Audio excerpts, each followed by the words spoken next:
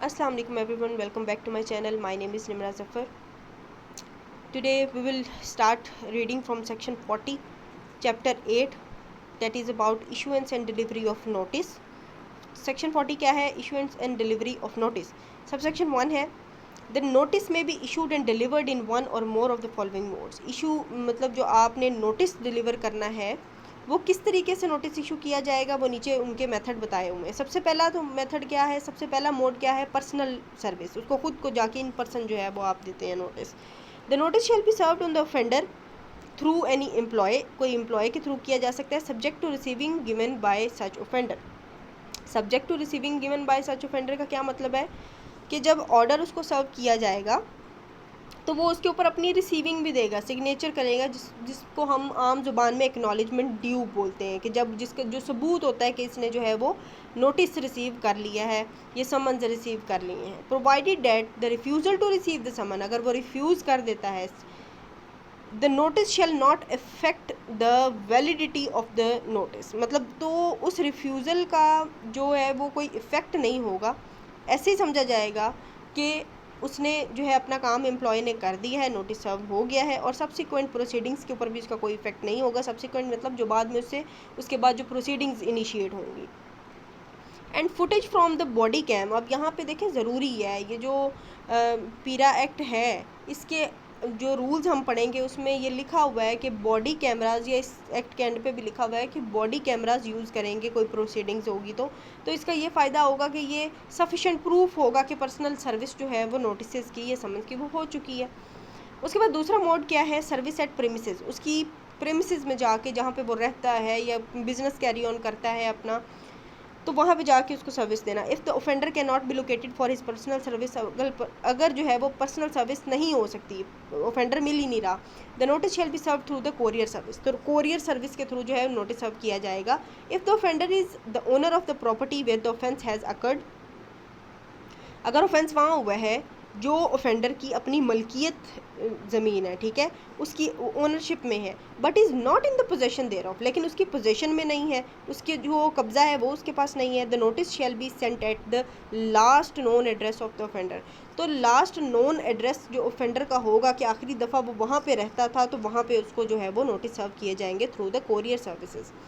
उसके बाद क्या है? If the offender is occupying owner, अगर वो रियल ओनर नहीं है, ऊपर रियल ओनर की बात हुई थी, ज़मीन का रियल ओनर, अगर वो ऑक्यूपाइंग ओनर है, वहाँ पे मतलब ऑक्यूपाई किया हुआ है उसने, टेनेंट है या ऑक्यूपाइंग ओनर है, और अदरवाइज या कोई और तरीके से वहाँ पे ऑक्यूपाई किया हुआ है, इन द ऑक्यूपेशन और पोजेशन ऑफ द प्रॉपर्टी, और पोजेशन उसके पास है, where the offence has occurred, जहाँ पे ऑफेंस हुआ है, तो notice shall be sent at the said property address, तो वहाँ पे उस एड्रेस के ऊपर जो है वो उसको नोटिस सर्व कर दिया जाएगा। उसके बाद नेक्स्ट मोड क्या है? फिक्सिंग ऑफ नोटिस, मतलब चिस्पा कर देना नोटिस को, कहीं पे कहाँ पे होगा? If the notice if service for any reason is not possible or expedient in the manner set out above, अगर ऊपर बताए गए तरीक़ों में से नोटिस सर्व करना जो है वो पॉसिबल नहीं है या एक्सपेडिएंट नहीं होगा, एक्सपेडिएंट मतलब वो स्लो प्रोसेस हो जाएगा, देर लग जाएगी काफ़ी, तो notice shall B a fixed at a conspicuous part of the house, तो जो उसका घर है उसकी किसी ऐसी जगह पे जो उसका नुमाया हिस्सा है वहाँ पे उसको चिस्पा कर दिया जाएगा, फिक्स कर दिया जाएगा, इफ़ एनी, अगर कोई है तो। In which the offender is known to have last resided, जहाँ पे जो है वो मालूमात है कि ऑफेंडर जो है वो लास्ट रिजाइडेड मतलब आखिरी दफ़ा रह रहा था और कैरिड ऑन बिजनेस, या अपना बिजनेस कैरी कर रहा था, और पर्सनली वर्क फॉर गेन या कोई वर्क फॉर गेन जो है वो वहाँ पे हो रहा था, वहाँ पे जो है वो किया जाएगा। उसके बाद क्या है? Public notice in newspaper, if the service for any reason is not possible or expedient in the manner set out above, अगर फिर भी जो है वो पॉसिबल नहीं है, ये एक्सपेडिएंट नहीं है वो सर्विस करना, तो publication in the daily national Urdu newspaper of wide circulation, national Urdu newspaper में कि हर बंदे को जो है वो पढ़ सके, उसको पता चल सके, उसके अंदर जो है उसका इश्तिहार, अखबार इश्तिहार करवाया जाएगा, ठीक है। उसके बाद क्या है? Local proclamation, if the notice is of general nature, अगर नोटिस इस नेचर का है और रिलेटेड टू मैनी पर्सनस, और एक से ज़्यादा लोगों को सर्व करना है, ऑफ द सेम लोकेलिटी, जो एक ही जगह पर रहते हैं, सेम लोकेलिटी में है, तो प्रोक्लेमेशन या announcement may be made through the loud speaker in the locality, तो उस लोकेलिटी में लाउड स्पीकर के थ्रू जो है वो बताया जाएगा कि ये बंदा जो है वो इसको तलब किया गया है अदालत में या किसी अथॉरिटी के सामने, ठीक है। वेयर द सर्विस, सबसेक्शन 2 है, where the service is made by employ, अगर एम्प्लॉय ने कोई मतलब ये सर्विसेज एम्प्लॉय दे रहा है, he shall certify on the duplicate of the notice, तो डुप्लीकेट नोटिस के ऊपर वो सर्टिफाई करेगा that he has serve the notice on the required person, के उसने नोटिस जो है जिस बंदे को पहुंचाना था उसने पहुंचा दिया। उसके बाद चैप्टर 9 है पेनल्टीज़ का, 41 penalties under the act save as may be expressly provided in the act for the purpose of the enforcement of scheduled laws के enforcement के लिए only those penalties may be imposed, वही penalties सिर्फ impose की जाएंगी which are permitted under such relevant laws, जो relevant laws के under permission है जिनकी के वो जो इससे relevant होंगे, whose enforcement and regulatory compliance is sought to be achieved under the act, मतलब वही लॉज जो है वो एप्लीकेबल होंगे पेनल्टी इम्पोज करने के हवाले से भी जिनकी एनफोर्समेंट जो है वो लाजिम है। उसके बाद है provided that no penalty under the act shall be imposed save in the manner as may be prescribed, कि जो रूल्स में बताया हुआ है इतनी पेनल्टी होगी, ऐसे पेनल्टी होगी, उसी तरीके से पेनल्टी जो है वो इम्पोज की जाएगी। सेक्शन 42 है pecuniary limits of the penalties, कि कितनी लिमिट होगी, कितनी पेनल्टी जो है वो इम्पोज करनी है। The pecuniary jurisdiction for the purpose of imposition of penalties shall apply to all officers of authority as may be prescribed, जैसे रूल्स में बताया गया है, तो वो जो जुरिस्डिक्शन है वो सबके सब ऑफिसर्स जो अथॉरिटी के होंगे उन पर अप्लाई होगी। चैप्टर 10 है preventive measures, section 43 security and bonds, the hearing officer on his own motion, खुद से भी जो हियरिंग ऑफिसर वो कर सकता है, और on the receipt of information, उसको इन्फॉर्मेशन मिली है कोई, मे proceed under chapter 8 of the code, CrPC के चैप्टर 8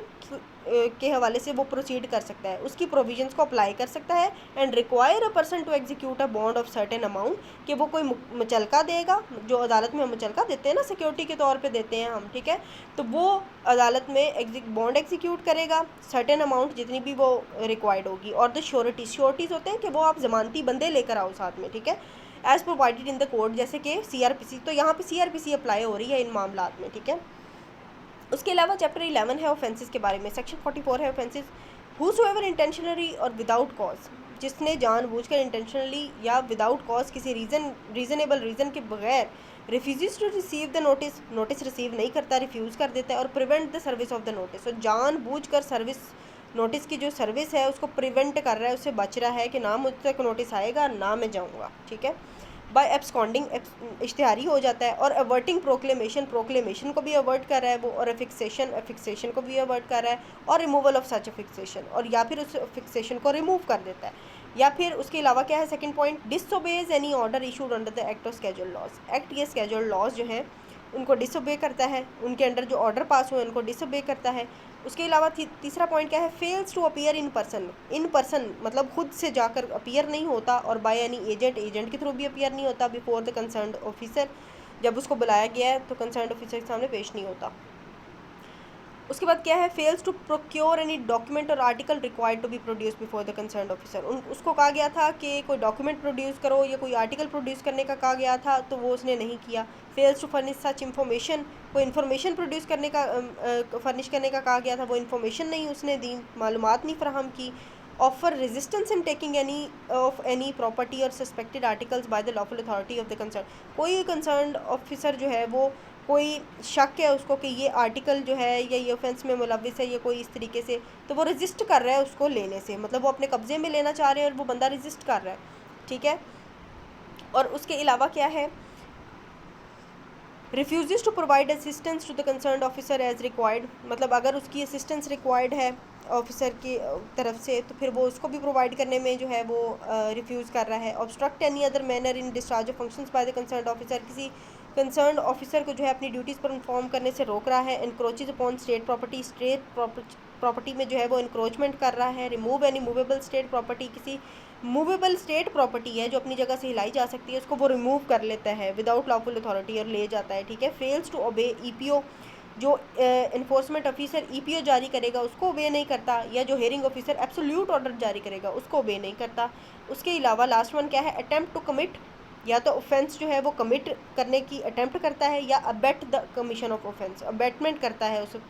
ऑफेंस की कमीशन की, तो फिर क्या होगा, he shall be guilty of an offence punishable with imprisonment which may extend to up to 6 month, 6 माह तक की उसको सज़ा हो सकती है इम्प्रिजनमेंट, और फाइन हो सकता है उसको कितना, अप टू ₹300,000, 3 लाख तक का जुर्माना हो सकता है, या ये दोनों चीज़ें भी हो सकती हैं, ठीक है। उसके बाद सेक्शन 45 है ऑफेंसेस बाय कंपनीज अगर कोई ऑफेंस करती हैं तो where an offence under the act has been committed by the company such company shall be liable to punishment of fine, तो उसको पनिशमेंट क्या हो सकती है, फाइन, कॉस्ट हो सकती है, and other compensation specified for the offence, ठीक है, कोई और कंपनसेशन भी हो सकती है। सबसेक्शन 2 क्या कहता है, notwithstanding anything contained in subsection 1 जो ऊपर बताई हुई है उसके अलावा, where it is proved that the offence is attributable to any neglect on the part of the director,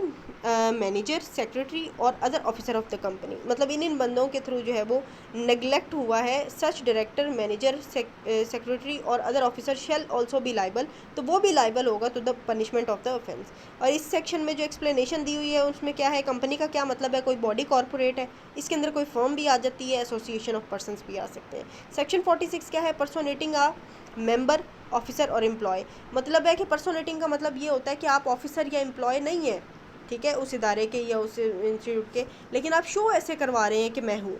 whosoever pretend कर रहा है to hold any particular post, कि मैं ये पर्टिकुलर पोस्ट जो है ये होल्ड करता हूँ या पर्टिकुलर ऑफिस होल्ड करता हूँ एज अ मेंबर, ऑफिसर और एम्प्लॉय अंडर द एक्ट, इस एक्ट के under, knowing that he does not hold such office, और उसको पता है कि वो इस ऑफिस को होल्ड नहीं करता, ठीक है, और falsely personates any other person holding such office, और दूसरे किसी बंदे को जो है वो ये शो करवा रहा है कि मैं ये ऑफिस जो है वो होल्ड करता हूँ, and in such assumed character, उस एज्यूम्ड करेक्टर को एज्यूम कर भी लेता है कि वाकई ये बंदा जो है ये अफसर है, डज और attempt to do any act, कोई एक्ट करता है या अटेम्प्ट करता है कोई एक्ट